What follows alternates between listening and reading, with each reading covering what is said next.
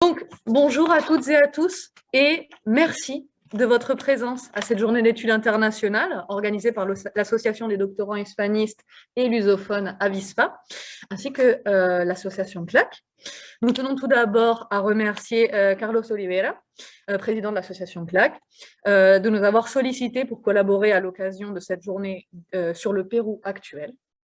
L'idée est de faire connaître au public universitaire les nombreux liens qui unissent la France et le Pérou, et plus précisément les villes de Bordeaux et de Lima, qui se matérialisent par de nombreux projets littéraires et culturels que vous aurez l'occasion de découvrir au fil de la journée.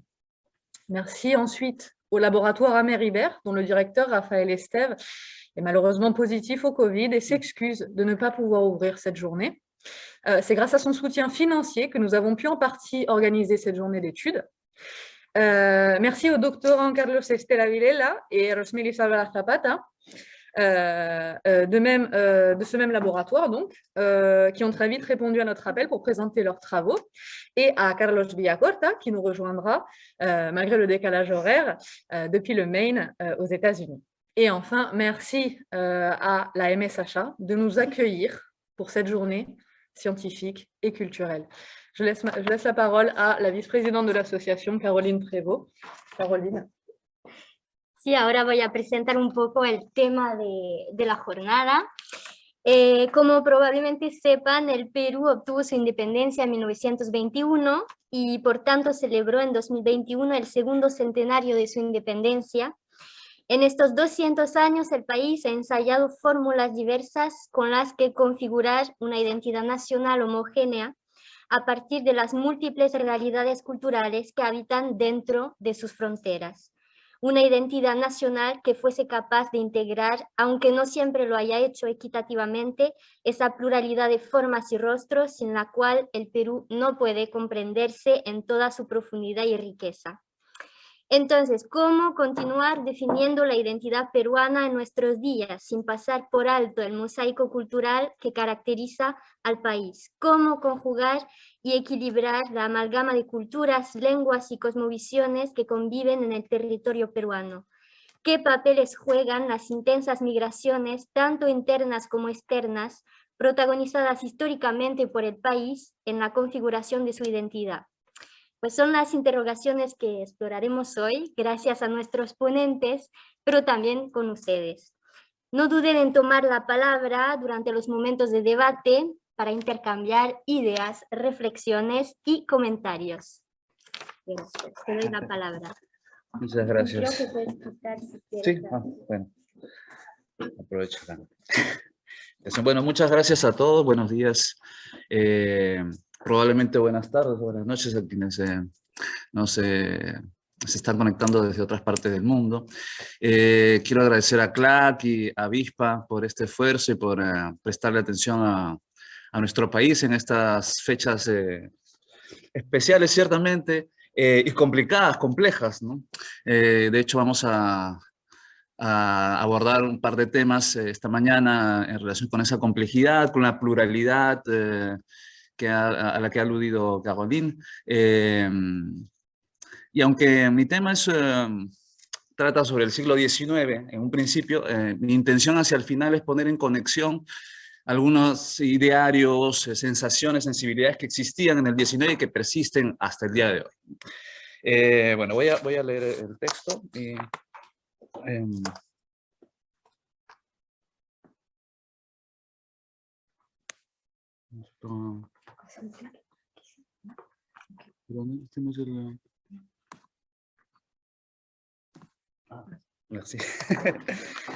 Bien, luego de señalar la nobleza que la palabra española ama posee frente a sus equivalentes en inglés, francés o italiano, Juan de Arona, en el Diccionario de Peruanismos de 1883, se encarga de dejar en claro que su uso tout court corresponde a ama de leche. Por contraste, en relación con la seca, encargada de sustituirla tan pronto, cito a Arona, tan pronto como el niño ha sido destetado. Y aunque el poeta de Cañete... No te preocupes, no te preocupes. Y aunque el poeta de Cañete se queja de la ausencia en los diccionarios españoles, al día de hoy, la academia termina de esclarecer el oficio de esta mujer que amamanta a una criatura ajena. Otros personajes femeninos peruanos han sido privilegiados por la atención de investigadores o creadores hasta el momento. Pensemos en las tapadas o las rabonas. Sin embargo, las amas de leche parecen ser eludidas, como sugerimos líneas arriba, desde el término que las designa, pero no únicamente de ese modo. Tal vez esto tenga que ver con la cotidianidad que envuelve sus actividades o con la extrañeza que eventualmente pueden provocar en las sensibilidades contemporáneas el hecho de que no sea la madre biológica quien se encargue de la lactancia del recién nacido. Ambos aspectos están estrictamente vinculados con un espacio de intimidad definido desde patrones burgueses, la familia nuclear en el espacio privado de la casa, en el que se instaura el rol materno de la mujer. Estas amas problematizan este contexto, como veremos a continuación, al ser un puente hacia el espacio público, hacia la plebe. En este punto es necesario referir que, si bien es cierto, el papel de nodriza en Perú fue asumido por mujeres de diferente origen étnico, existe una presencia predominante de afrodescendientes. La documentación analizada, no solo para el caso peruano, así lo demuestra. Una predilección que se basa sin duda en estereotipos relacionados con la población negra y a los procesos de esclavización de los que fueron víctimas, que no alcanzaremos a detallar en profundidad aquí. Esta huella es especialmente evidente en las decenas de placas de vidrio producidas por el estudio Curé de Lima, que registran los cuerpos de estas mujeres y que nos permiten plantearnos innumerables preguntas sobre ellas. Bueno, ya algunas personas aquí saben, yo trabajo sobre este fotógrafo Curé. Eugène Curé es un fotógrafo de Angulema, ¿no? Es decir, de la región, que viajó a Perú hacia mediados del siglo XIX y se convirtió en algo que podríamos decir el padre de la fotografía peruana. Es una persona sumamente importante en la historia de la fotografía peruana. Bueno, el caso de estas imágenes a las que yo me quiero referir hoy son cerca de unas decenas de negativos que forman parte del acervo de la Biblioteca Nacional del Perú, de las casi 50.000 placas que tienen en su poder la Biblioteca Nacional del Perú, y que desde el año pasado son, bueno, 30.000 de ellas han sido nombradas Patrimonio de la Nación Peruana. Y constituyen una fuente invalorable para el estudio de una actividad que no ha recibido la atención que amerita, a pesar del enorme potencial que supone para la reconstrucción de las dinámicas laborales y sociales de la mujer en el Perú decimonónico, al mismo tiempo que las estrategias de representación que entran en juego. Si empleamos el tiempo presente, esto se debe a que, como trataremos de demostrar en este estudio, en cierta medida algunas de estas estrategias todavía son vigentes en la actualidad. Un oficio muy antiguo. No es pertinente para nuestros fines trazar una historia de las nodrizas, basta señalar que en el papiro Evers de 1550 a.C., uno de los más antiguos tratados de medicina, así como el famoso Código de Hammurabi, mencionan la existencia de la ocupación que aquí nos interesa. En la Roma antigua también fue bien conocida la existencia de un lugar denominado columna lactaria, donde se dejaban los niños expósitos, para que las mujeres que allí ofrecían sus servicios de nodriza se ocuparan de estos niños abandonados.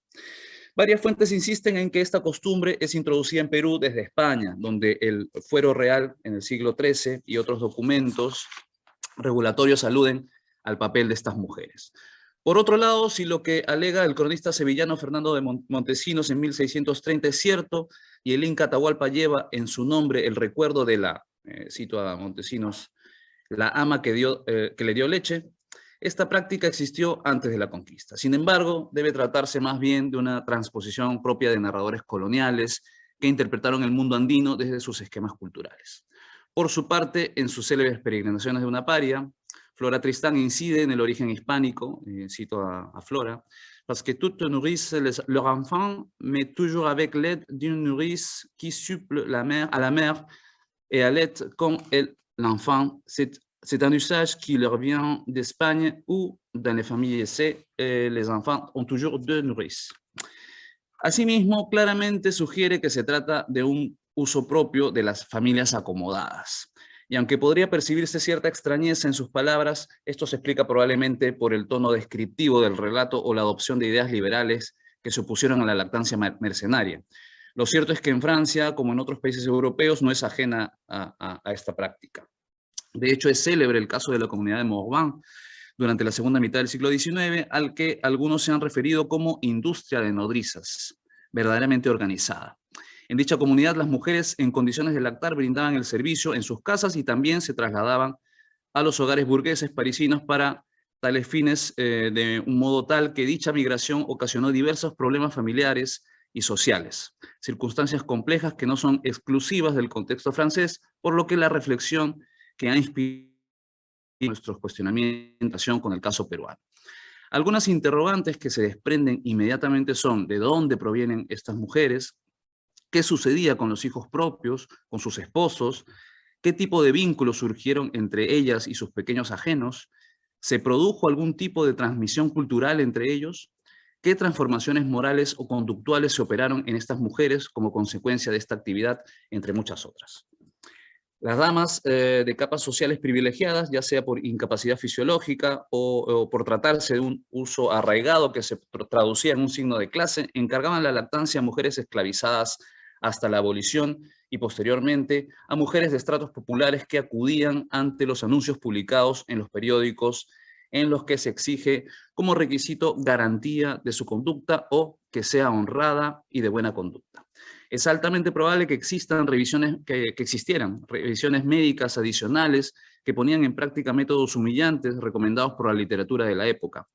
En suma, no es difícil imaginar el proceso de objetivización sufrido por las amas de leche que llega, en el caso de las fotografías que aquí llaman nuestra atención, hasta difuminar sus identidades e invisibilizar sus cuerpos, que adquieren un significado en la medida que son reducidos a la mera producción de leche. Vache latière au service de bourgeois, diría Ernest, el hermano de Alphonse Daudet, al referirse literariamente a las nodrizas francesas. Me fotografían, luego existo. Los clichés producidos por Eugène o Achille Curet y sus sucesores, Adolphe y René Dubreuil, que prolongaron la marca del estudio fotográfico peruano más importante del siglo XIX, que nos obligan a reflexionar sobre las amas de leche, son pocos en relación con las decenas de miles de placas que constituyen el archivo Curet resguardado por la Biblioteca Nacional del Perú. Sin embargo, corresponden a imágenes que guardan una complejidad que merece especial atención. Se trata de fotografías que corresponden a un periodo que va desde la década de los años 70 del siglo XIX hasta comienzos del siguiente. A medida que el 20 avanza, se opta por fotografiar individualmente a los infantes. El desarrollo de las técnicas fotográficas puede ser una de las causas de esta opción, en la medida en que el tiempo de exposición de los modelos se reduce y en consecuencia se extingue la necesidad de una persona de confianza que pueda mantener calmo al niño durante la sesión, que otrora significaba penurias incluso para un adulto. Asimismo, este momento, entre siglos, corresponde a una época en que la lactancia mercenaria empieza a ser duramente cuestionada. Lo había sido ya en Perú, pero no de manera exclusiva, durante el siglo XVIII, en particular desde el semanario crítico de Olavarrieta, por los tintes aristocráticos que suponía y por el advenimiento de las corrientes higienistas dentro del marco del pensamiento ilustrado que bien ha anotado Claudia Rosas. Una manera de ver el mundo que toma muchos años para conocer la extinción, o mejor dicho, la transformación de las amas de leche, puesto que es un hábito difícil de erradicar. Aunque es necesario investigar más sobre las nodrizas del siglo XIX tardío en Perú, podemos suponer que todavía en la joven república de emergentes criollos, pero también de prósperos migrantes convertidos en negociantes en aquella capital en ebullición que era Lima, disponer de una o varias amas de leche fue un signo de distinción.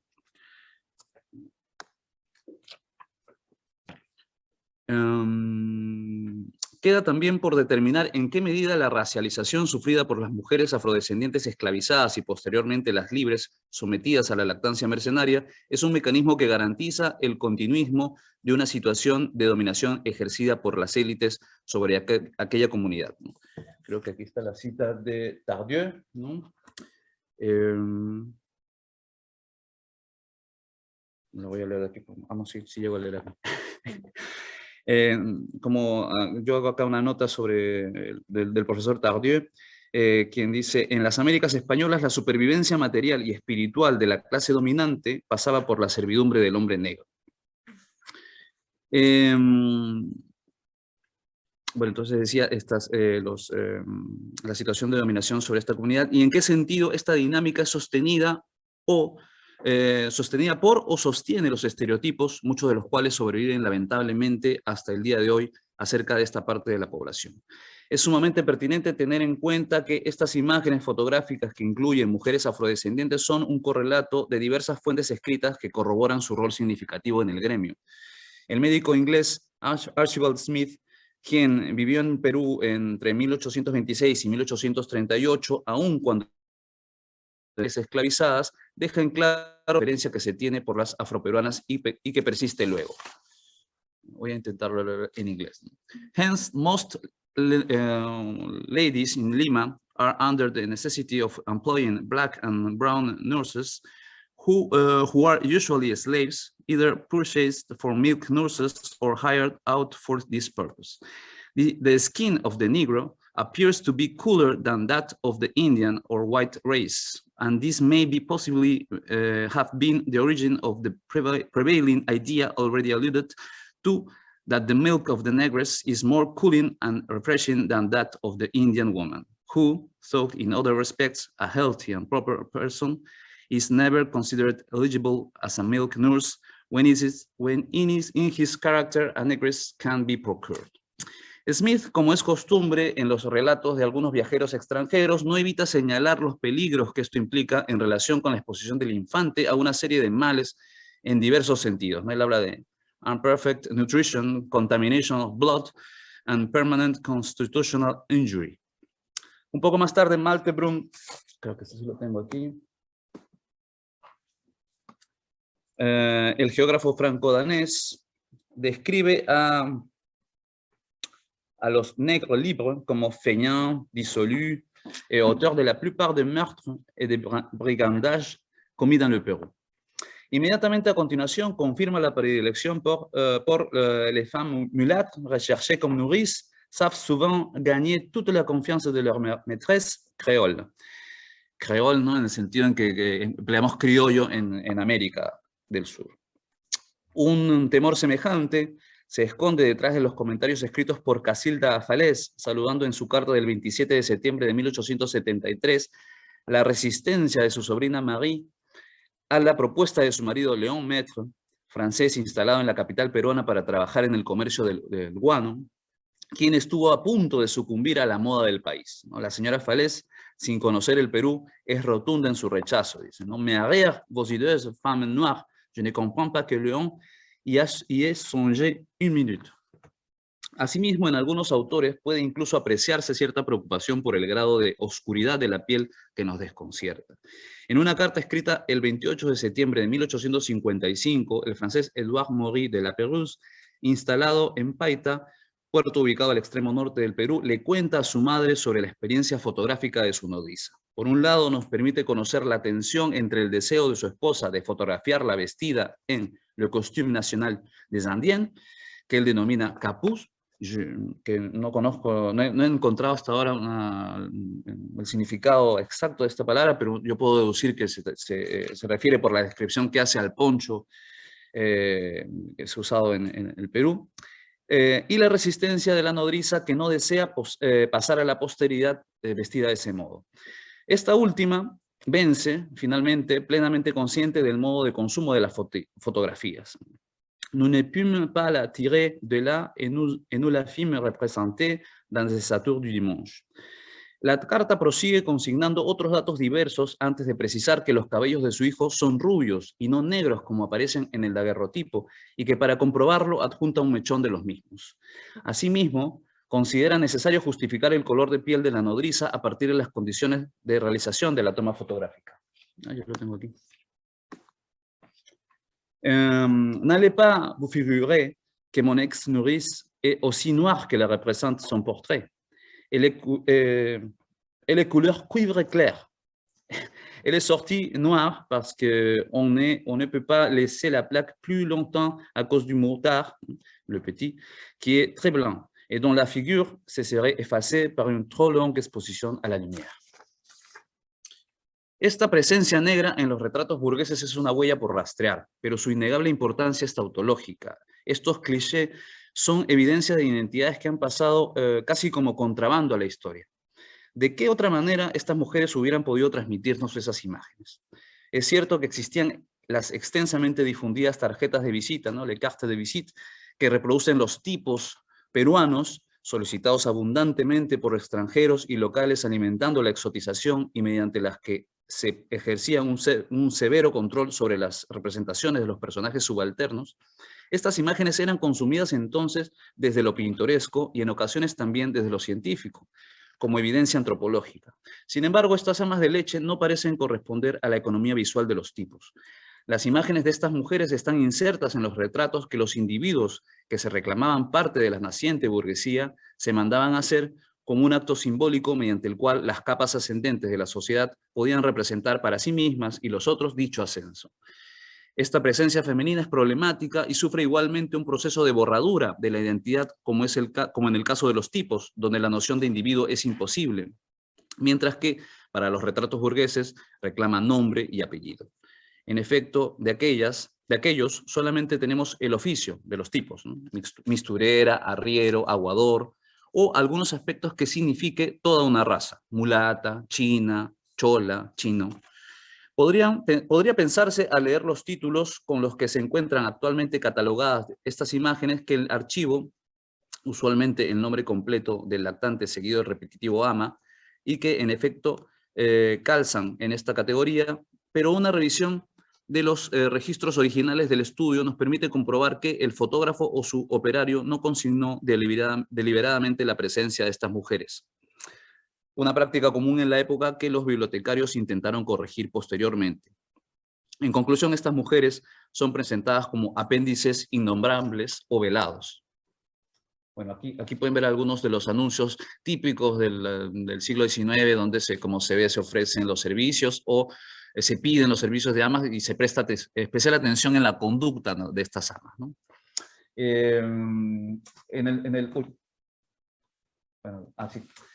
el que vemos aquí a la extrema, en la parte inferior, es de 1906, de una revista limeña, es de un alimento para bebés, ¿no? Frame Food, y como no sé si llegan a leer, pero debajo tiene un eslogan que dice supresión de las amas, ¿no? Entonces ya vemos que hacia principios del siglo XX esta actividad ya empieza a rarificarse porque la mujer debe encargarse de la lactancia de sus propios hijos y quedarse encerrada en su casa.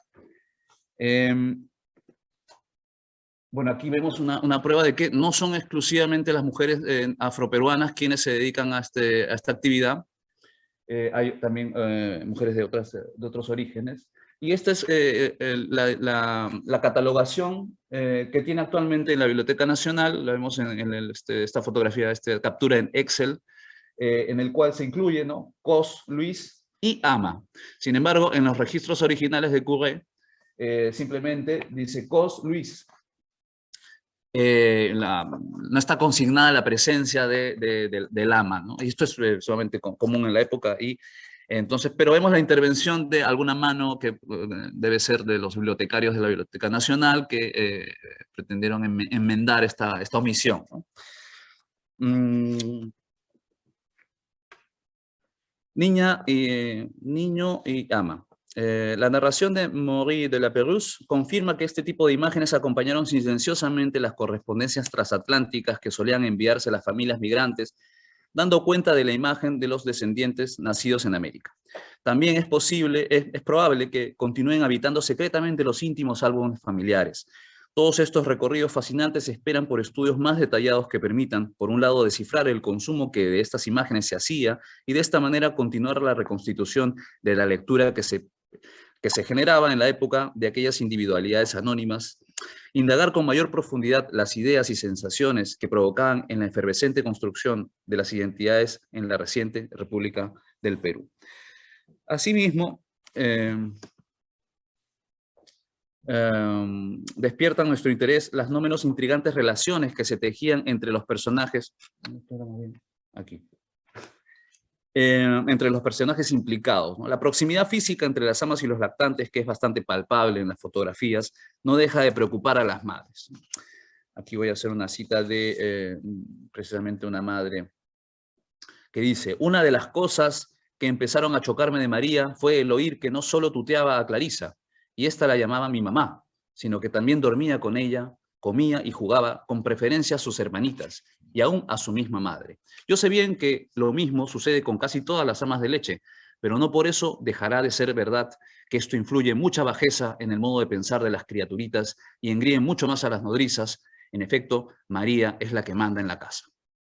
A pesar de que el temor señalado está fundado usualmente en detalles relacionados con riesgos para la salud o la moral de los infantes, un aspecto interesante por desarrollar son las eventuales transmisiones culturales que se realizaron entre estas mujeres de familias privilegiadas. A partir de la investigación de Silva Vasconcelos, una investigadora brasilera, que esto sucedió de forma marcada en Salvador de Bahía, donde existen fotos que demuestran de qué modo la identidad cultural africana sobrevive a través de la vestimenta y accesorios que las amas llevan en dichas imágenes, pero también en prácticas ancestrales, como por ejemplo la manera de cargar al bebé sujeto a la espalda mediante un manto. Una costumbre que es propia también de las poblaciones andinas y que también encontramos en las fotografías de Ratahini, acompañando a la familia Maroye en Madagascar, donde el nombre que llevan estas mujeres es Nenené. Tissot, quien investiga esta actividad en Madagascar, parte del estudio de esta foto para analizar lo que ella llama una metáfora del parentesco o familiar, una metáfora familiar, que se manifiesta en expresiones de intimidad o proximidad que caracterizan a la nodriza como un miembro de la familia, pero que no son más que mecanismos para, y cito a Tissot, eufemizar las relaciones de explotación. Ciudadanas invisibilizadas. Ahora sí podemos pasar a... Hemos visto que las amas son sumergidas en el anonimato. No se considera necesario nombrarlas, casi como si fueran parte de la escenografía del estudio. Prevalecen por la belleza o el carisma de los ojos que quieran ver, puedan percibir. Sin embargo, el control que se ejerce sobre sus identidades puede llegar a límites que en la actualidad causan sorpresa. Placas como Cocle, Melanie y Ama, o Bolognesi, Enrique y Ama, ambas de 1884, dejan ver, o mejor dicho, no dejan ver a estas mujeres.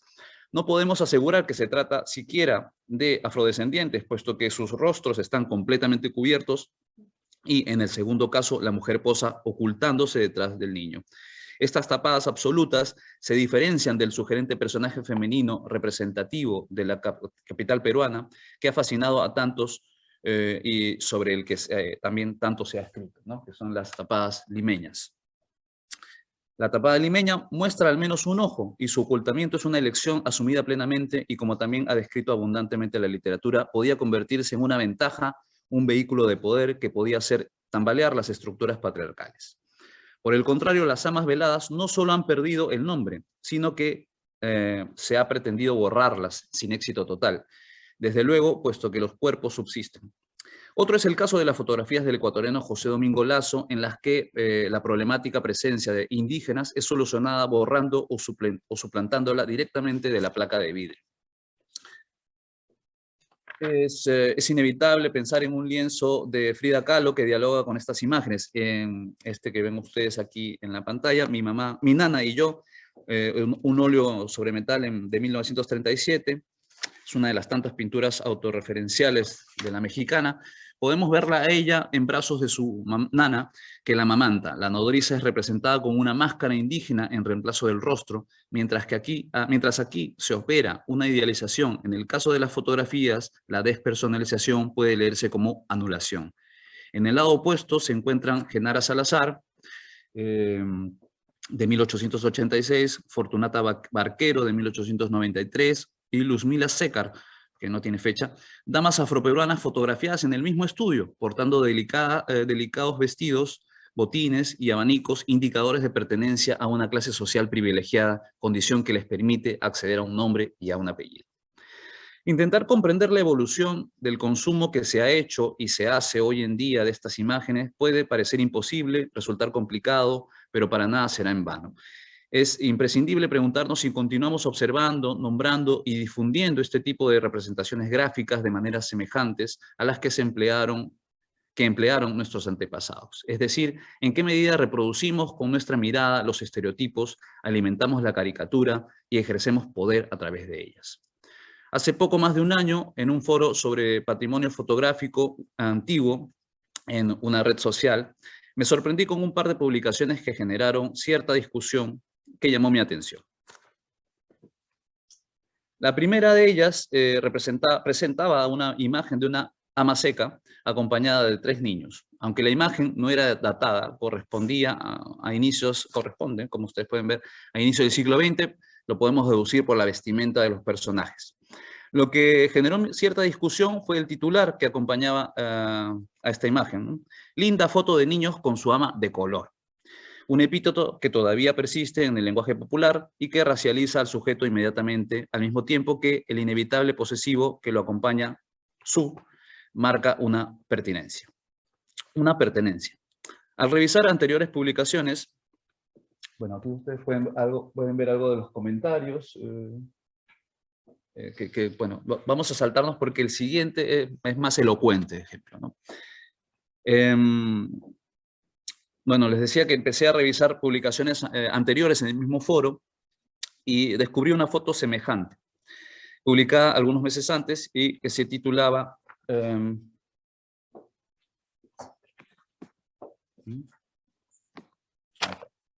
esta otra se titula Linda foto de una niña a caballo con su madre. En esta ocasión los comentarios se multiplicaron. Detrás de la pequeña, sosteniéndola, se encontraba, como ustedes pueden ver allí, una mujer afrodescendiente que simplemente fue obviada. Esto me hizo sorprender que la presencia de estas mujeres negras continúa siendo problemática hasta el día de hoy.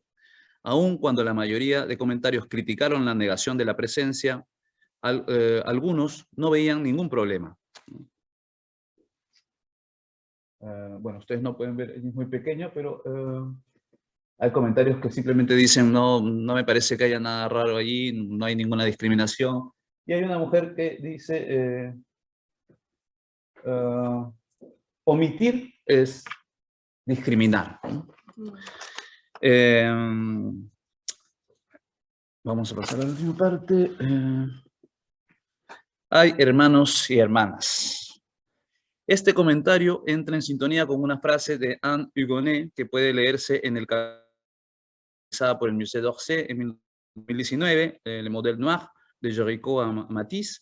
Allí dice Hugonet, nommer ou ne pas nommer est un acte de pouvoir. Esta es precisamente la apuesta ejemplar de esta exposición, además de presentar una extensa selección de obras pictóricas que dan cuenta de un largo espectro de representaciones de hombres y mujeres negras en la pintura occidental. El interés mayor, en mi opinión, radica en el esfuerzo por identificar a las personas que inspiraron dichas obras. Recuerdan ellos, por ejemplo, en esta exposición a Laure, que es la modelo negra de Manet, que está inmortalizada en su Olimpia de 1863, que ha sido trabajado ese tema por Denise Murel y que es puesta en valor en esta exposición. Este es un camino que podemos ensayar con las imágenes fotográficas que hemos estudiado aquí y nos han permitido introducirnos a una dura realidad decimonónica que permanece en las sombras, pero que tal vez actúa desde ella modelando ideas y comportamientos que es urgente revisar. Las celebraciones por el Bicentenario de la independencia peruana resultan ser un momento crucial para hacer un balance sobre ciudadanía y nación. Es preciso dedicar especial esfuerzo y pasión para develar las biografías y obras de estas mujeres e insertarlas en el discurso nacional. En junio de 2021 se dio a conocer la reconstrucción facial del individuo número 29, realizada a partir de su osamenta, descubierta en la hacienda La Quebrada de Cañete, al sur de Lima. Ha sido llamado Joseph de manera más familiar.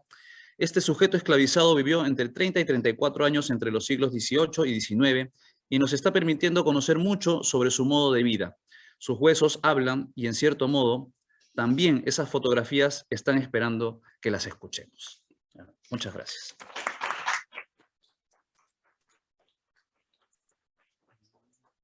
Non, merci beaucoup, Carlos. De rien. Donc, on ne l'avait pas présenté, mais Caroline l'avait fait au début. Mais donc Carlos est donc doctorant et il est en train donc, de rédiger une thèse sur la photographie et la migration au 19e siècle au Pérou. Voilà. Donc maintenant, je vais laisser la parole à Rosménie Savas-Zapata et on fera en fait le débat après, si vous voulez bien. Donc, en attendant que Rosménie s'installe, tout comme Carlos, elle est doctorante et lectrice d'espagnol. Et elle a réalisé une thèse sur les peintres voyageurs et la fusion culturelle entre la France et le Pérou. Buenos días a todos, a todas y todos por ahí, vía presencial y a distancia. El tema que voy a tratar hoy día no está directamente relacionado con mi trabajo de tesis.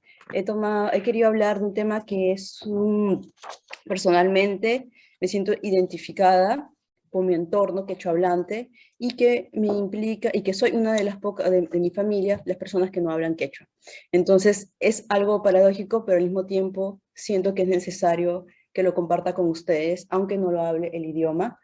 Entonces, he tomado como punto de partida, y que esta exposición va a ser un poco musical para esta mañana, he traído unas canciones que, bueno, en línea de la compositora Renata Flores, para mostrar cómo el quechua ha podido empoderarse de esa nueva modernidad contemporánea y cómo está rompiendo esas barreras que de una manera u otra queremos que reduzca esa brecha social de desigualdades que aún son muy presentes en nuestra sociedad contemporánea y que hay algunos comentarios que, Carlos, tú has indicado en el análisis de tu fotografía que lamentablemente aún lo encontramos presente, no tanto con la población afrodescendientes, también con la población, los descendientes andinos, de mi parte. Bueno.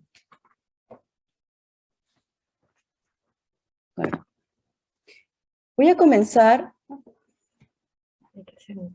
¿Aquí?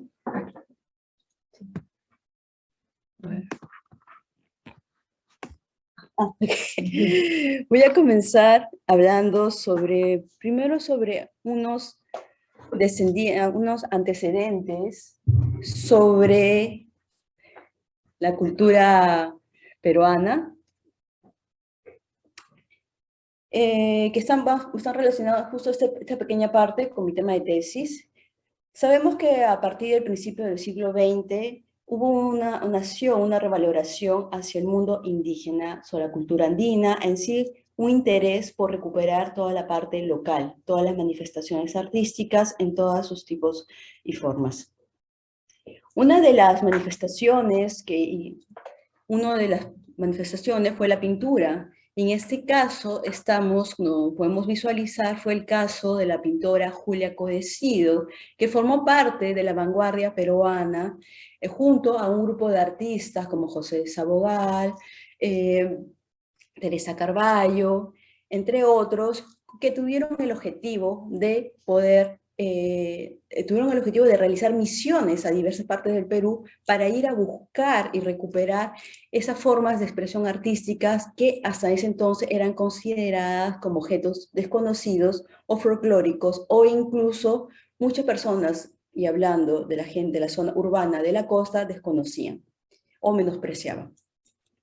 Julia Codecido, como podemos visualizar en esta pintura, ya no esconde a la mujer mestiza andina, sino ahora lo demuestra. Y eso va a ser un caso muy particular en muchos retratos de varios pintores de la vanguardia peruana. Ya no esconde, como hemos visto ese contraste con la fotografía que aparecía en segundo plano, tapadas, ahora salen. Y podemos apreciar podemos verla totalmente en el físico y en todo eso con la potencia del color. Durante estos años, Julia Codecido, así como los otros pintores, también el círculo artístico peruano también va a querer reconocer el labor de otros artistas considerados como artesanos, pero que eran verdaderamente artistas plásticos. Y ese fue el caso del artista Joaquín López Antay, que en 1975 se le otorgó el Premio de la Cultura de las Artes. Al otorgarle este premio a un artesano que se le califica, estaba rompiendo esa barrera en lo que se conoce las artes primitivas o las artes académicas. Es decir, estaba dando una uniformidad. Sin embargo, muchos pintores de la academia o de bellas artes, y a eso tengo que indicar, como Juan Manuel Ugarte del Esperú, no estuvieron de acuerdo que se le otorgase ese premio. Sin embargo, a pesar de todas estas críticas y polémicas que Joaquín López Santáez recibió, él respondió lo siguiente, que la artesanía es algo tan trascendente como la música, la pintura o la escultura, ya que en el arte no existen diferencias sino especialidades. En este clima también va a surgir toda una migración cultural andina o amazónica que se van a dirigir a las urbes, no necesariamente a la costa, sino a las urbes, donde van a poder encontrar oportunidades laborales como también de acceder a la educación o terminar la escuela secundaria, ya que en estos pueblos, incluso en la zona de Ancash, que es la parte que viene de mi familia, especialmente en el distrito de Huaylas, solamente se podría realizar los estudios de primaria. Entonces, para poder culminar la secundaria o acceder a estudios universitarios, se tenían que movilizarse. Con esta movilización que se produjo, se va a producir un choque cultural, también un sociolingüístico y sociocultural, y también un choque de los quechohablantes con el castellano. Ese encuentro va a producir también, va a generar fusiones musicales, como podemos ver en estos cantautores, como la pastorita Guaracina, una de las cantantes de Huayno, de Ancash, con mucho más presencia, ya que ella hablaba de su posición como mujer, de las vivencias que ésta podía vivir, y también recordaba siempre a su pueblo de Malvas, en Guarmey, en la zona de Ancash, fusionando tanto el quechua como el castellano peruano. Hago hincapié en esto, de decir castellano peruano, ya que hay como una morfología del castellano en ciertas personas, va a cambiar el orden de la posición entre el sujeto y el objeto y el verbo. Y ese intercambio de lo nominal va a llevar también a considerarse como una forma de hablar mal el castellano, y va a llevar a formular comentarios racistas. Bueno, volviendo al tema musical, la pastorita Guaracina se convierte en un ícono de las mujeres andinas, a poder presentarse y a mostrar con sus trajes todos esos colores de los Andes. En esta migración que también va a surgir cantantes como Chacalón, Chacalón, cuya canción El Muchacho Provinciano se volvió como un ícono en Lima, de todas las barreras que tenía que afrontar a encontrarse sumergido en una cultura que en sí no era suya totalmente, porque no era aceptado como de la urbe, sino se le consideraba por sus características físicas, la forma de cantar y esta función como minoritario.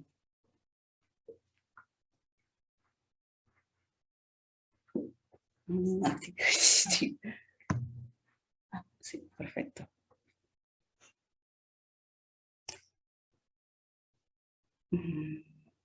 Entonces, como he indicado, en esta fusión cultural también se va a ver la fusión de los ritmos, y se va a hablar, y se va a ver, de este cruce también va a surgir una palabra peyorativa a referirse a los quechohablantes que hablan el castellano, y es el mote. Tener mote, mantener el mote. ¿Aún mantiene el mote? Es un analfabeto, es un pobrecito, no habla bien el castellano. y aún podemos escucharlo. Esto estamos hablando de una migración de los años 50, 70, 70, pero incluso en mi infancia he podido escuchar esto, palabra que habla también a mi entorno familiar, ¿no? Mantiene el mote. El mote implica, como de la DRAE, nos indica que es un error al hablar o al escribir. Se le asocia a los quechohablantes como aquellas personas pobres de las zonas rurales. Y respecto a esto, la profesora Virgilia Zavala menciona: en relación con el quechua, se asocia a esta lengua, como saben, a la pobreza, a la carencia, al analfabetismo, al bajo nivel de la escolaridad, a la ruralidad. Todas estas ideas han sido interiorizadas en la población y lamentablemente ha creado estos perjuicios. Entonces, ¿qué es lo más interesante que está sucediendo actualmente? Que gracias a las canciones, rap, reggaetón, toda esta mezcla del rock, del pop, quieren romper con esta visión. Y quieren rescatar y revalorizar esta diversidad, dándole un nuevo giro al quechua y a las lenguas originarias. Esto lo podemos encontrar tanto en la canción de Calle 13, Latinoamérica, que al principio estaba hablando en quechua y termina incluso el cantante diciendo Cancunapa, Cancunapa para ustedes, iba a comenzar a cantar. Y eso no solo el caso, a Renato Flores, en el que me parece una de las cantantes mujeres que tienen el objetivo de rescatar esa fusión, o sea, el quechua, el castellano, reivindicar la posición de la mujer andina, mestiza, pero modernizándole, sacando de afuera esa perspectiva negativa.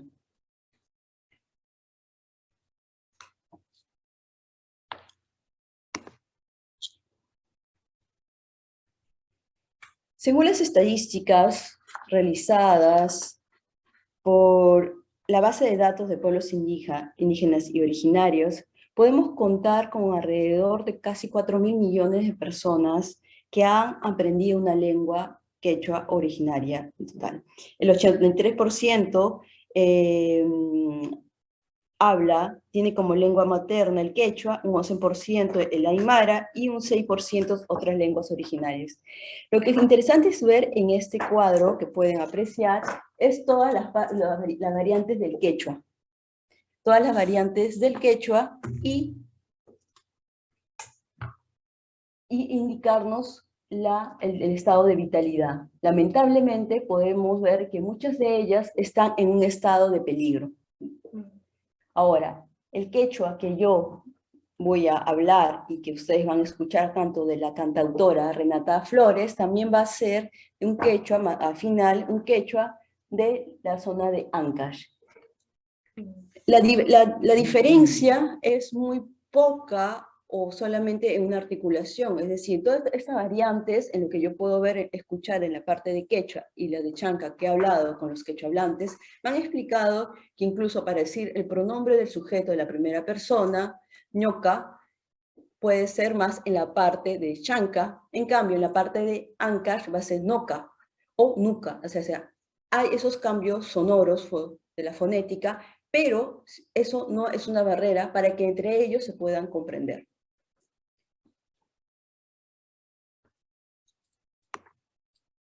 Ahora bien, vamos a pasar a la parte musical de la presentación. Aquí, como estoy indicando, Renata Flores ha sido calificada como transgresora y tradicional y como la reina del rap en quechua. Recibe diversos titulares en la prensa internacional y nacional, y sobre todo ese reconocimiento que tiene en la parte internacional, como que se le llama, voy a leer acá, transgresora y tradicional, así es la reina del rap en quechua en Perú, o la indígena quechua que canta trap para empoderarse. Incluso en ese empoderamiento ha realizado la traducción de canciones de cantantes estadounidenses Michael Jackson, canción The Way You Make Me Feel, y también ha participado actualmente, hace unas semanas, en traducir una canción del grupo de K-pop coreano, Butter, dándole un movimiento más lúdico, moderno y afirmando el idioma y su posición, ya que en estos videos que va a realizar tanto en Instagram para poder difundir su traducción de Butter, baila la música rap, trap, todo eso, pero también en un momento va a bailar el huayno, el baile de las canciones andinas, lo que conocemos zapateando. Si ustedes ya conocen un poco los que están acá, el mundo andino, si han participado en las fiestas folclóricas, van a poder apreciar esa manera de bailar. Y baila con unos colores excéntricos que no podemos dejar de percibir, ya que es el carisma del mundo andino, sus colores, en sus bellos tejidos, en la pintura de los pintores de la vanguardia, que han querido mostrar y rescatar en los retablos de Joaquín López Antay, también ha querido rescataba y resaltaba ese énfasis del color. Bueno, voy a poner la canción, ¿hay internet, no? Sí, entonces voy a poner.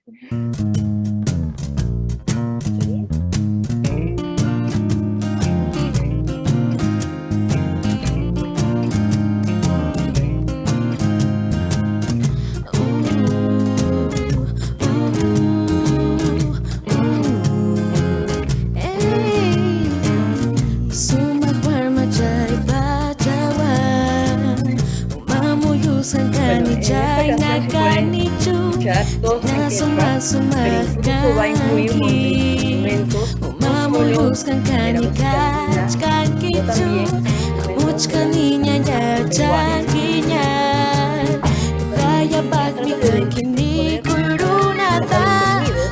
instrumentos de la peruana, trayéndolo a la forma de Michael Jackson.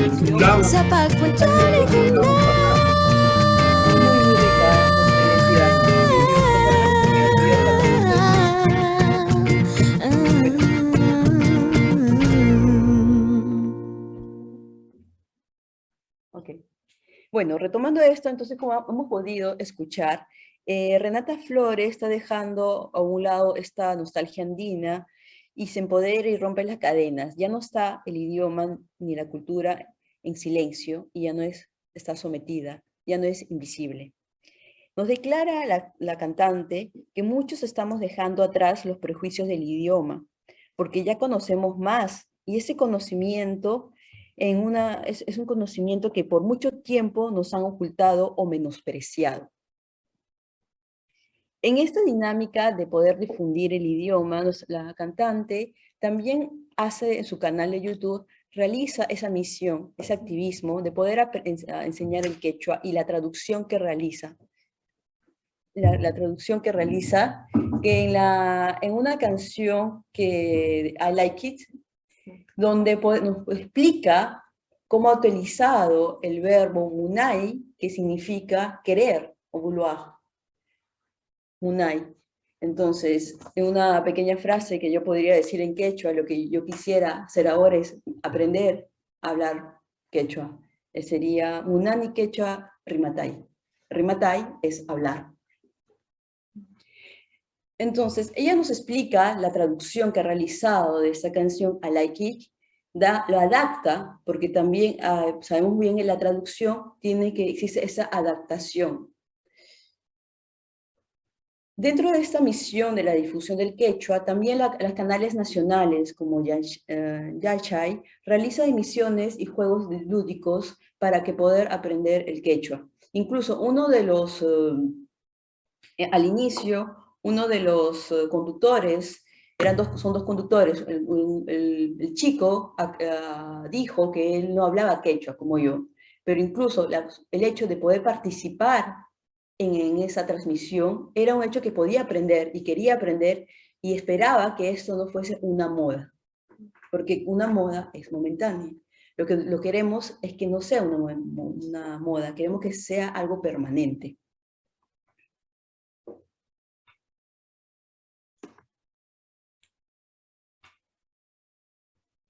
Ahora sí, gracias a estas canciones podemos, o los jóvenes actuales, milenios, generaciones, como quieran podemos calificar, también están encontrándose o reencontrándose con esos símbolos de la historia peruana, como es el caso de Francisca Pizarro.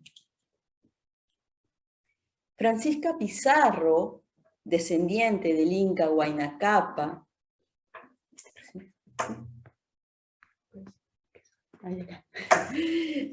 Francisca Pizarro, descendiente del Inca Huayna Cápac y hermana de Atahualpa, ella nace de la unión de la ñusta, princesa inca, Inés Huaylas, de la zona de Ancash, con Francisco Pizarro. Bueno, Francisca Pizarro es ejemplo de esa mujer mestiza que descendía de dos ramas, la castellana y la quechua. Lamentablemente ella tuvo que regresar tuvo que partir hacia España y ya nunca pudo volver al Perú. Entonces, este hecho y encontrarnos con la historia de Francisca Pizarro lo podemos encontrar en la canción que de Renata Flores, Francisca Pizarro, fusión, en que habla cómo esta mujer del pasado que tanto sufrió, olvidó su descendencia, y esa descendencia es la de Atahualpa, pero que al pesar que esto a causa de vivir en el extranjero, no podía tampoco negarse que tenía una familia española. Otro de los personajes en esta época del Bicentenario que podemos rescatar gracias a la fusión andina es el personaje de María Parado de Bellido, quien, siendo una de las heroínas y que participó en la causa de la independencia, se le dedicó este año, por las festividades del Bicentenario, un bulevar con todas las heroínas, y además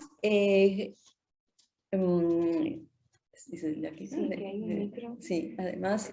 Alors, s'il vous plaît, dans le Zoom, il y a un micro qui est ouvert. Si celui qui est concerné peut l'éteindre, s'il vous plaît.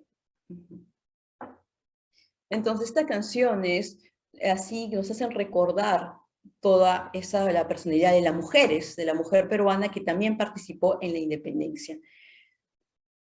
Voy a tratar de ser un poco más breve porque vamos a tener que escuchar una canción y luego quiero que escuchen unos testimonios de los profesores de las zonas rurales, de las zonas de Ancash.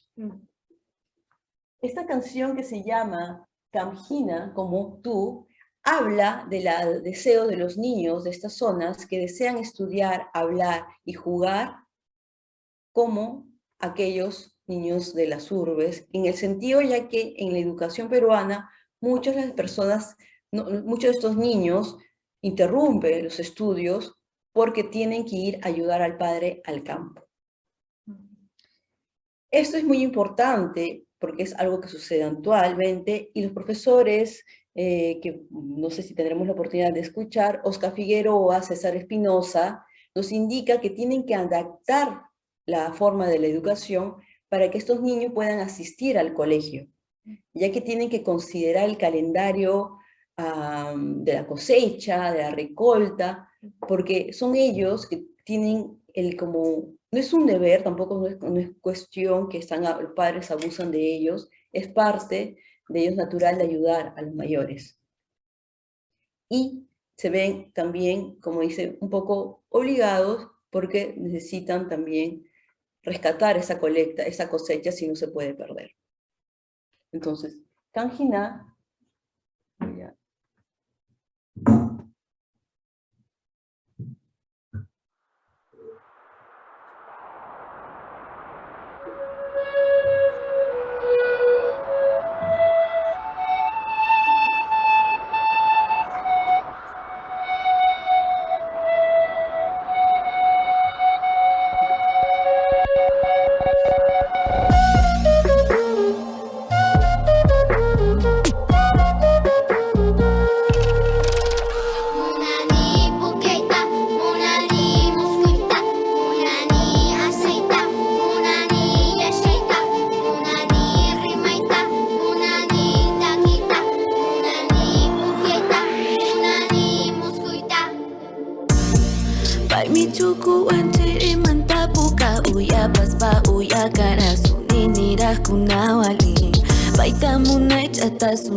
chinjikama igual hatun taita kunaita mariksi indiichu manaka muta soy auja tinkupi wanyuku unku chaina chuya sunkuta wainita ruran aswalinta nyaponyuja waininta kuti musur ispachaja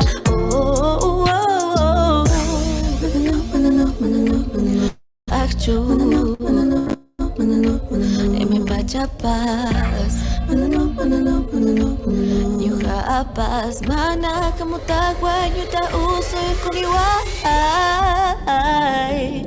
Mancha kuita pagi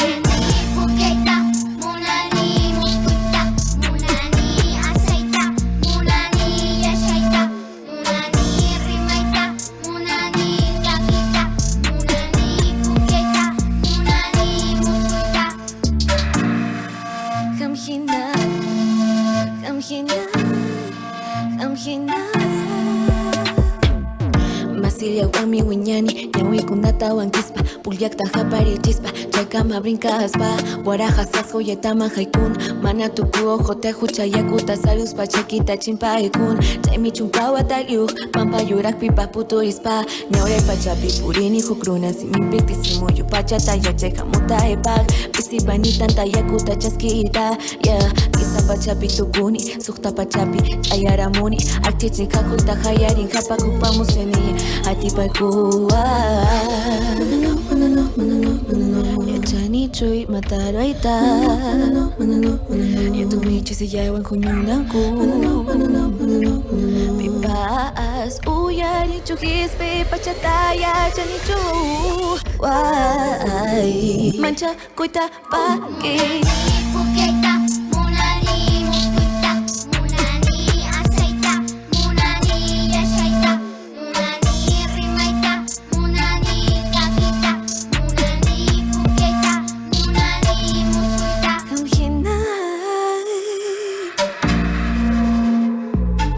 kita kakta kawaji Pawai astawan ang marak tarikichu Ati baita atingki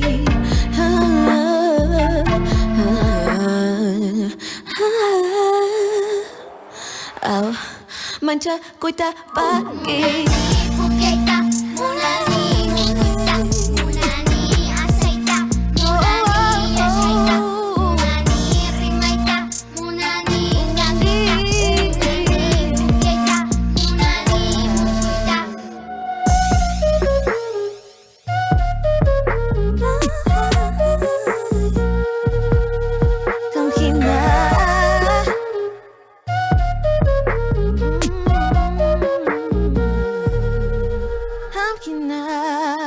Bueno, para poder ir avanzando rápido en este...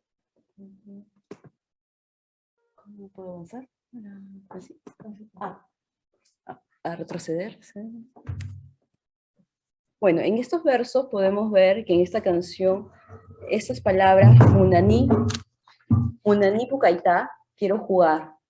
Munani Muskutai, quiero soñar. Munani Aisaita, quiero reír. Munani Yashaitai, quiero saber.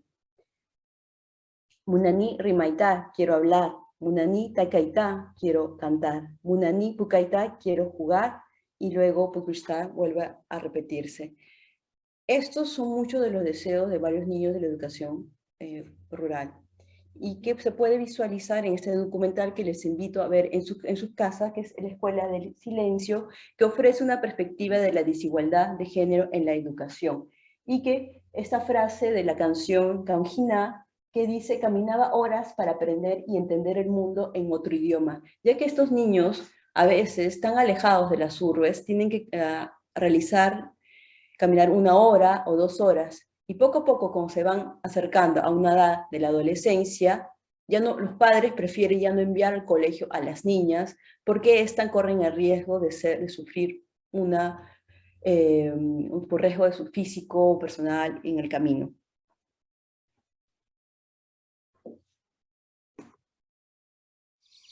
¿Quería parar? No lo vamos a ver, invito que lo puedan ver en casa.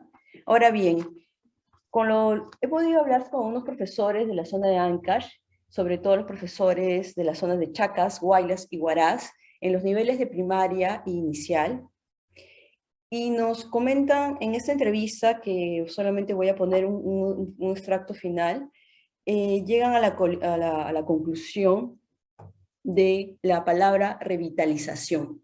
Revitalización en el hecho de las familias hablantes, pero para ir al colegio tienen que aprender el castellano, se ven forzados a aprender el castellano, en muchos casos a veces olvidan el idioma, y entonces para que no olviden el idioma de sus padres, se está revitalizando tanto el quechua como el castellano, promoviendo así una educación de interculturalidad bilingüe. La importancia y el desafío también de contratar profesores quechuahablantes que lo hablan y lo escriben, como mi compañero que ha podido trabajar en el ministerio lo ha constatado personalmente. Ahora bien, acercándonos al final, Renata Flores nos indica que ella quiere que los niños y jóvenes escuchen la lengua tradicional. Hay muchos que están perdiendo esta identidad y quiere que estén orgullosos de sentir la música en quechua. No solo que los padres lo hablan, sino también en la sociedad. Indica que sus padres no practicaron con ella y por eso ahora le entró la curiosidad. Una curiosidad que también yo comparto, de querer aprender esas palabras que puedo reconocer: munay, warmi, guagua, untuyo, que es un poco, palabras que formaron en una interferencia lingüística en el castellano peruano de mi casa, que podemos decir, la warmi, la guagua, la bebita. Ahora, acá podemos ver en un Zoom que, el Zoom dura mucho tiempo y no lo vamos a poder escuchar, pero quiero escuchar, si es posible, una canción en quechua, cantada por el profesor Oscar Figueroa, que nos cuenta la historia del arco iris, que es la historia de un gavilán, un cóndor y un colibrí que compiten para sacarle el collar al sol, que brillaba mucho. En esta moraleja es el colibrí, el más pequeño, que logra acercarse lo más cercano al sol, ya que las otras aves eran muy grandes y se quemaban. Entonces voy a ver, no sé si van a poder, sí tengo que ponerlo acá. Sí, a ver, uy, ya va a ser un poco difícil. A ver, 41, 40, a ver, 41. A ver si se escucha.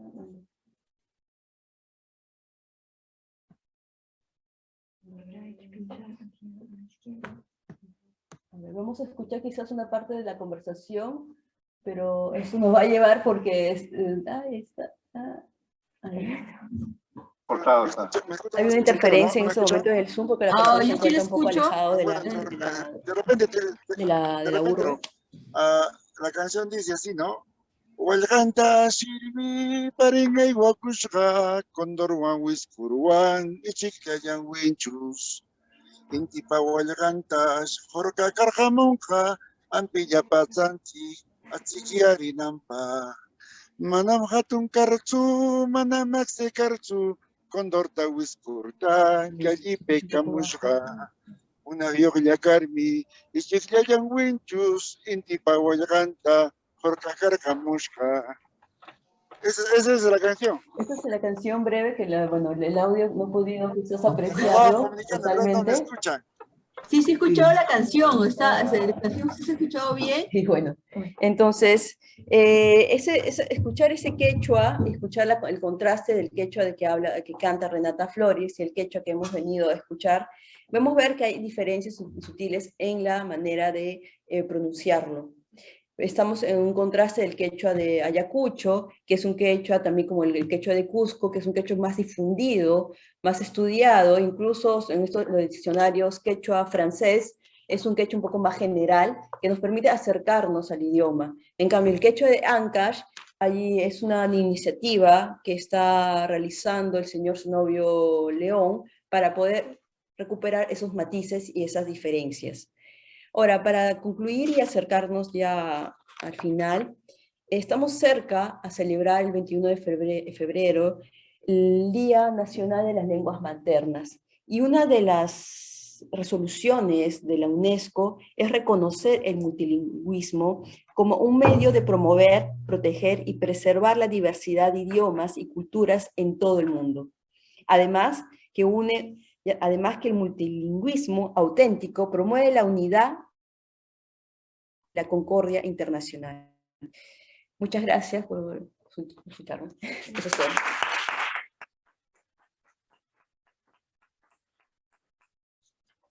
Merci beaucoup, Asmini, pour cette exposition super intéressante. Alors, je vous propose qu'on passe maintenant au débat, si vous le souhaitez. Alors, est-ce que... alors, je vais juste revenir au Zoom. Est-ce que peut-être les personnes à distance souhaiteraient poser une question? Ou peut-être dans la salle, est-ce que... Oui, Clara, on t'écoute. Oui, je pense que tu peux... qu'on t'écoute.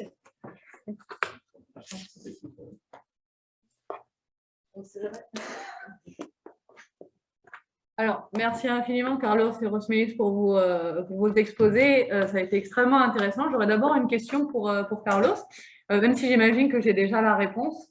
Donc, alors, dans tout, en fait, ce que tu as, dans toutes les représentations, en fait, que tu nous as données, donc, de ces nourrices, que ce soit au niveau textuel, au niveau des images, on les perçoit toujours, en fait, à la troisième personne. Est-ce que tu as pu recueillir, est-ce que tu as pu prendre connaissance de témoignages des nourrices elles-mêmes?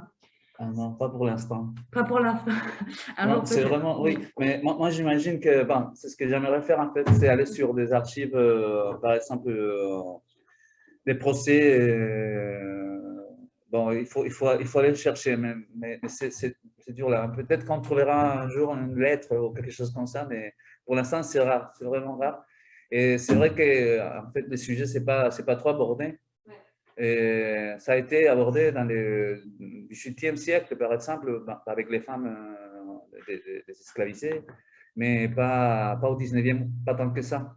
Donc, mais je connais, il y a au moins une personne qui est en train de travailler ces sujets, une thèse de maîtrise, hein, de master au Pérou. Donc, bon, je compte qu'elle peut-être trouvera des témoignages, mais ça serait très intéressant. Surtout au niveau de ce qui m'intéresse, c'est les rapports entre les enfants et les amas, parce que c'est sûr qu'il doit y avoir un contact intéressant au niveau culturel. Et voilà. Mais non, c'est une tâche encore à remplir. Est-ce qu'il y a d'autres questions parmi les participants en distance? Non, dans la salle? Oui, Caroline?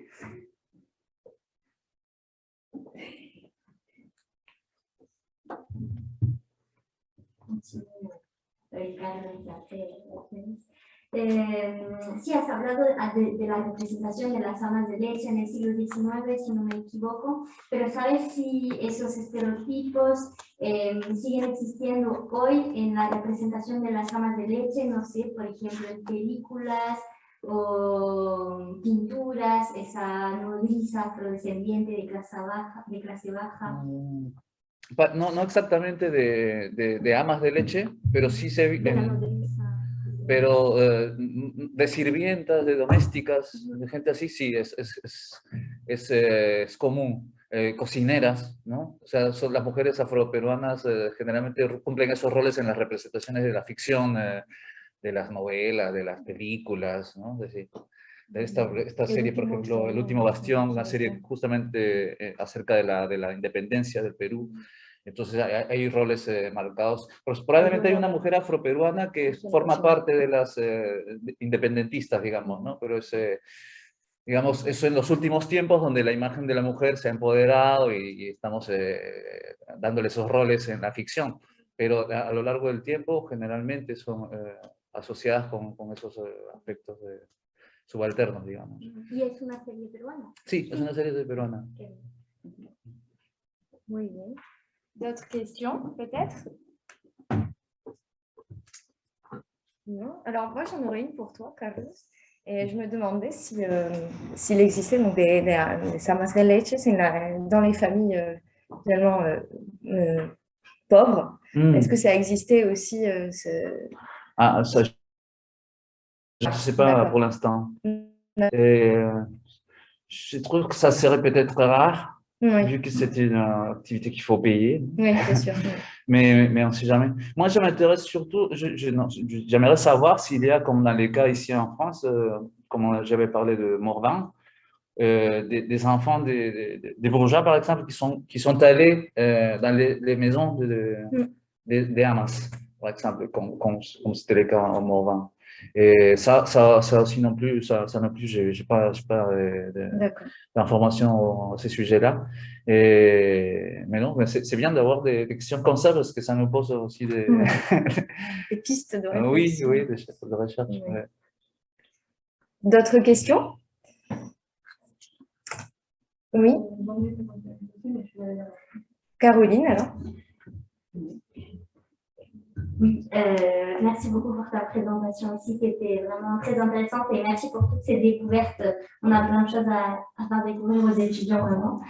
Et je me demandais, tu nous as pas mal présenté de femmes cantautoras, así se dice, non? Et est-ce que tu trouves que, est-ce que c'était un choix de ta part ou est-ce qu'il y a vraiment beaucoup plus de femmes qui s'intéressent à reprendre toute cette cosmovision, cette pluralité de culture péruvienne et quechua, ou s'il y a une parité?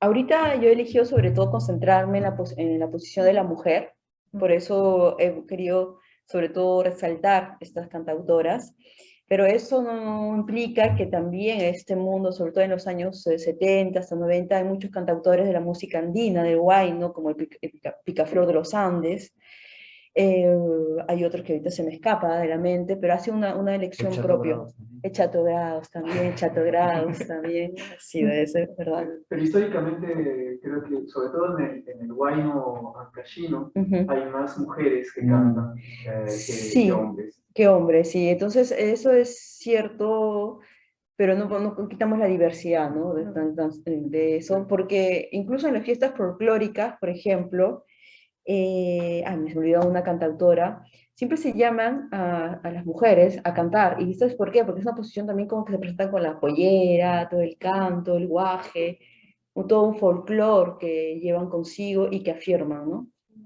Y en cosas, digamos, si hablamos de cosas más contemporáneas, hay USPA, que desde los años 90 se empezó a hacer blues en quechua, que fue, para los 90 fue los festivales que había en San Marcos, en la agraria, cuando USPA llegaba a cantar en quechua de un ovni en los 90, ¿no? Estuvieron en Guadalajara ahora en la feria también. Sí. En la Feria Internacional del Libro. Bueno, y toda la historia, Freddy, que es el cantante de USPA, que es un antiguo policía, Sí. en la época del conflicto militar, y eso es interesante, ¿no? Sobre todo en los años 90, como tú dices, con todo el conflicto que había en torno y hacer los conciertos implicaba también... Era una cosa muy política. Muy exacto. Tiene un lado muy, muy político, ¿no? Ajá. Y eso es interesante, por ejemplo, la chica Renata Flores, ella no es quechohablante Ella cuenta que no habló el quechua, ahora ya, bueno, ya lo canta, y al principio de la traducción de las canciones fue su abuela que la ayudó, porque estamos perdiendo eso, o sea, actualmente no sé por tu parte si tú lo hablas, pero esta generación, Carlos, No, Rocío sobre todo. que de Rocío sobre todo, es familia, pero somos como alejados, entonces tenemos que recurrir a los familiares, a los abuelos, a los tíos, para que nos puedan traducir y acercarnos, porque hay algo muy particular, que cuando uno va a visitar a la familia, si tú no hablas el quechua, también se desconfían de ti. Y para que te puedan aceptar, tienen de todas maneras haber un quechua hablante o alguien de la familia que se interese. Entonces, O cuando quieren que no se entere, estudiarlo. hablan en quechua. Y es mucho más complicado. Como un consejo que me dio una tía, aprende los insultos para que no sepa que están insultándote. Yo quiero aprender otra cosa. D'autres questions, peut-être? Yo tengo una cuestión que puede ser de repente polémica, pero me parece, bueno, justo Carlos menciona USPA, hemos visto trap, rap, de alguna manera el K-pop, ¿no? Hay una necesidad de repente de pasar por ritmos, instrumentos de origen occidental para poder introducir el quechua y de repente no sé si más adelante más bien los ritmos como el wine o llega a tomar una posición a la inversa, que utilicen... Sí, o más de exposición, de difusión internacional, ¿no? O sea, ¿tú crees que ya hayas tenido que estar de alguna manera obligada a pasar por ese filtro occidental de género? Sí. Un poco un paralelo, bueno, como estabas explicando, yo hice un poco un paralelo con las escritoras, con las poetas españolas, a la hora de adentrarse en el mundo de la literatura, bueno, a finales del siglo XX en España. Pues básicamente tienen que apoderarse de estos códigos de la cultura, bueno, dominante que predomina, para luego, bueno, hacer que su voz se escuche. Exacto. Y entonces es un poco un recurso, bueno, claro, de penetración en la cultura dominante con el que pasa por apoderarse de estos códigos. Y de hecho, sí, entonces, bueno, vemos primero que va a, bueno, traducir a Michael Jackson, primero, y también, bueno, retomar todos estos códigos del rap, del trap, incluso hasta en la manera de rodear, bueno, el vídeo, y entonces eso es súper interesante. Sí, o sea, ella, como lo has dicho muy bien, Clara, o sea, tiene que aprender los códigos del otro para hacerse conocer y aceptar. Y quisiera decir que ojalá que suceda, que algún día sean estos códigos que vienen de las culturas andinas, que sirvan para que los otros puedan aceptarse también, aprender nuestros códigos, porque esos, ella ha habido como, bueno, Vemos también a otros cantantes del náhuatl, no me acuerdo, también en México han realizado lo mismo. Algunos con una vestimenta menos exuberante, porque acá no podemos negar que hay un carácter muy bien hecho en el video para poder atraer a los jóvenes, o sea, utiliza también todos esos instrumentos, o sea, porque ya no quiere que se le contacte con uno, bueno, cuando uno iba a esos conciertos que se realizaban en los años, o sea, actualmente, en los coliseos, que son como los estadios donde se realizaba la fiesta folclórica, los jóvenes no querían ir, porque decían, ay no, es aburrido. Entonces, ¿cómo atraerlos también a ello? Y es un juego que están realizando incluso ciertas películas, ¿no? Como La Llorona, que retoma un mito, da un giro al mito, lo trata el mito de otra manera, también para atraer a los espectadores de estas generaciones, ¿no? Y eso funciona. Sí. Y sobre todo que también hay, yo creo que en ese caso hay dos cosas que habría que notar. De un lado, hay el lado de que en realidad ella no es quechua-hablante. No. Entonces, ella más bien está apropiándose de una o sea, culturalmente, es como tu caso, todos venimos de familias donde mis 4 abuelos hablan quechua y uno de mis padres lo habla. Exacto. Entonces, hay una reapropiación de eso, pero bajo los códigos de ti mismo, lo que a ti te gusta, ¿no? Entonces, es una reapropiación que a mí me parece interesante, y por ejemplo, esto se ve no solamente en esto, sino cuando uno escucha las entrevistas de los Chapis. Yo hice una investigación hace tiempo sobre los Chapis, y hay entrevistas donde justamente ellos, por ejemplo, están hablando y dicen, o sea, les preguntan por qué, no sé si se recuerdan los vestimentas estas coloridas, un poco tipo, no sé, años 70, realmente así. Psicodelia. ¿No? Y meten instrumentos eléctricos, pero están tocando guaynos, porque si uno elimina la música, instrumentos eléctricos a la chicha, es un guayno, el ritmo es un guayno. Entonces les preguntaban por qué, y ellos no entendían la pregunta. Se decían, esto es lo que a nosotros nos gusta, o sea, nosotros no somos andinos, nosotros somos citadinos, hemos nacido y crecido en Lima, pero nuestros padres son andinos. Entonces, a nosotros vemos como natural, digamos, expresarnos en un ritmo, en una estructura, con instrumentos eléctricos, que son lo que a nosotros nos gusta, ¿no? Entonces, hay como una especie de continuidad, en realidad, de la cultura donde todo se mezcla y hay... Eso justo es algo que se puede reflejar también en esa polémica que hubo con la vanguardia peruana. En la vanguardia peruana, en la pintura, había los localistas y los más universalistas. Pero justo en mi investigación estaba leyendo Cislo, Ricardo, también Julia Codicido, estaban buscando esa peruanidad, pero esa peruanidad que sea innata con los elementos también contemporáneos de su época. A un momento u otro no podemos disociar eso. O sea, obvio que hay ese aporte que es fácil de dividir, algo más local, algo más universal, pero poco a poco los descendientes, como en la pintura, van a tomar rasgos y elementos de la estética que, aunque sea de afuera, llega un momento de una generación que, aunque tuvo un origen de afuera, es innato. Y eso sucede, yo creo que también en la música. En la música, porque ya llegó ese hecho. Ella no es una quechua hablante, eso está en evidencia. Y ya no podemos quitar también el uso comercial que puede utilizar. Muy válido, muy válido. Y... Sin embargo, por ejemplo, lo del uso comercial es interesante porque la única música que es comercialmente viable en el Perú es la música andina. Eso, por ejemplo, los estudios de Alfaro, de Santiago Alfaro, por ejemplo, lo demuestran largamente. La única música que es viable en el Perú económicamente es la música andina tradicional, la que se hace justamente en los... a la que ella no entra, ¿no?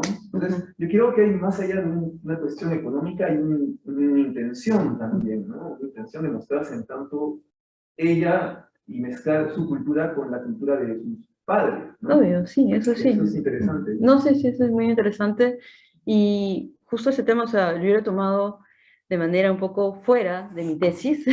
Totalmente, yo no me dedico a la parte social, lingüística, ni cultural, ni musical, más a la pintura, pero me llamó mucha intención, porque como lo justo decía Joaquín López Santay, hay especialidades nada más.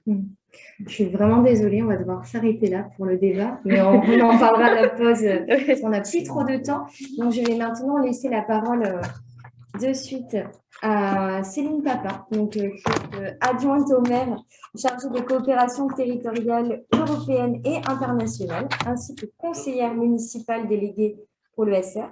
Et donc, il va nous présenter le jumelage Bordeaux-Lima. Voilà, je lui laisse la parole de suite. Voilà, vous pouvez vous mettre. Parfait, super. Je pense que oui.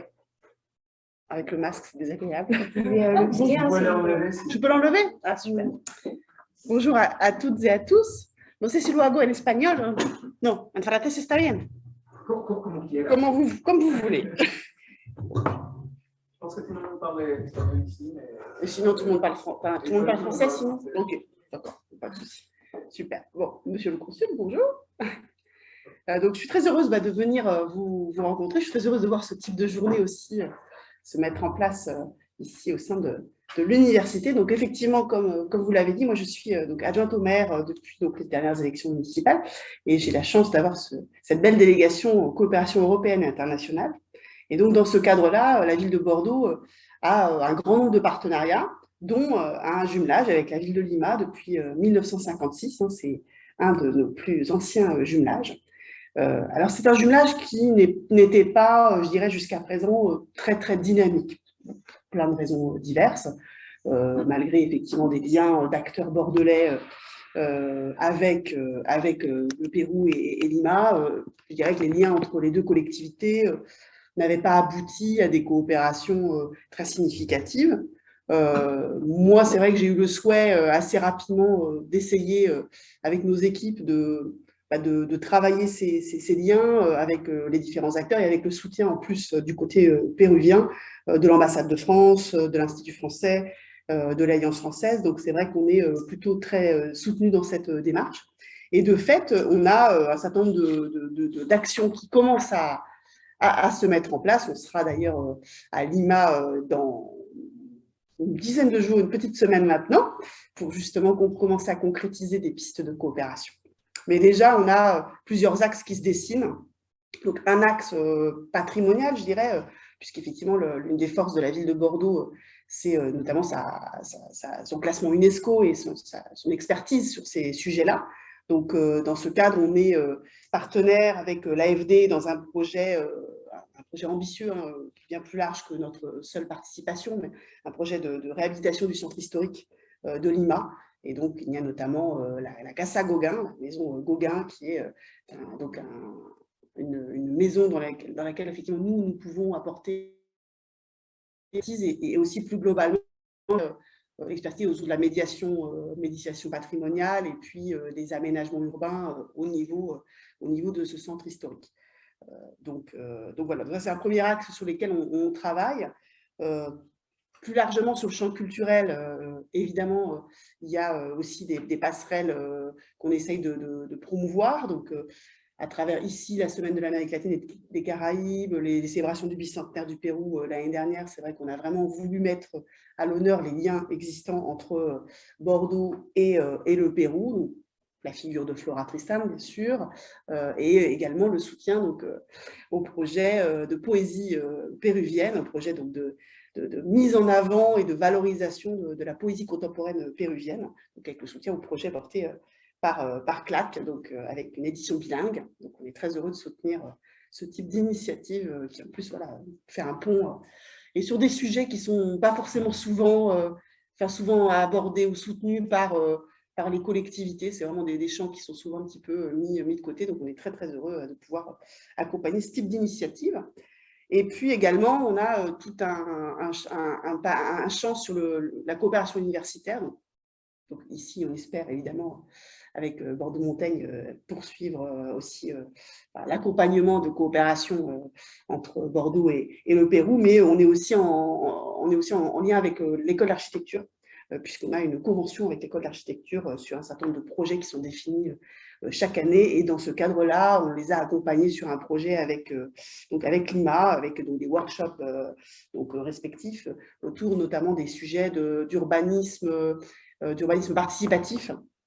d'urbanisme tactique, pragmatique, puisqu'effectivement, il y a une expérience qui est tout à fait intéressante, qui est menée en Amérique latine et notamment à Lima. Et comme nous, ici, nous sommes aussi sur ces réflexions, une nouvelle manière de penser les politiques d'aménagement urbain, ça nous semble être tout à fait intéressant. Donc là-dessus, on a des partenaires, donc effectivement l'école d'architecture, mais aussi Arc en Rêve, notamment pour effectivement promouvoir ces liens. Et enfin, je citerai un dernier axe de travail sur lequel on commence effectivement à initier la coopération, les sujets d'égalité femmes-hommes, puisque c'est évidemment un sujet pour nous clé. C'est un sujet clé aussi en Amérique latine et aussi au Pérou, on le sait, et encore plus avec le Covid, qui a engendré un impact très très significatif. Vous le savez, les violences faites aux femmes, mais aussi les difficultés économiques que ça a pu engendrer pour l'autonomisation des femmes. Donc là-dessus, on soutient un projet porté par Frères des Hommes en lien avec l'AFD sur l'autonomisation des femmes dans certains quartiers de Lima. Donc là, bon, notre déplacement, je dirais, dans une petite dizaine de jours, devrait aussi contribuer à un petit peu plus formaliser ce type de soutien à des actions, mais en tout cas, voilà. Et enfin, dernier mot, il ne faut pas être trop long, parce que je suis venue vous voir, je suis très ravie, mais je sais que vous avez plein de beaux sujets à traiter ensuite. Dernier sujet pour vous dire qu'en tout cas, moi, j'ai vraiment le souhait de placer l'Amérique latine dans nos priorités au niveau de notre politique internationale. Déjà parce que ça m'intéresse beaucoup à titre personnel, mais aussi parce que je pense que c'est tout à fait pertinent, bien sûr, au titre de nos priorités politiques, parce qu'en fait, on rejoint énormément d'axes politiques qui, pour notre majorité, sont déterminants. Donc, j'ai évoqué l'égalité femmes-hommes, la participation citoyenne, mais aussi tous les enjeux très importants de diversité culturelle et de biodiversité, qui, évidemment, sur ce continent, sont plus qu'ailleurs, je dirais même au cœur, on va dire, au cœur du sujet. Donc là-dessus, je suis au niveau d'un réseau qui s'appelle Cité Unie France, qui est en fait un réseau des collectivités, de l'action internationale des collectivités territoriales, donc, qui réunit des villes, des régions, des départements de toute la France. Nous avons créé il y a des groupes pays qui existent en fait, qui réunissent, qui permettent d'échanger sur toutes les coopérations que les collectivités peuvent avoir avec d'autres territoires. Et on a créé un groupe Dynamique Amérique latine et Caraïbes. Donc, dans ce cadre-là, j'en ai pris la présidence, puisque l'idée, c'est bien d'essayer de pousser davantage de collectivités françaises, et je dirais, et les liens plus globalement de la France avec le grand continent dans sa version large, incluant les Caraïbes. Donc à ce titre-là, je pense que j'aurai l'occasion de revenir, j'espère, ici et d'associer l'université dans ce travail, parce que ça me tient beaucoup à cœur. Merci beaucoup. Merci.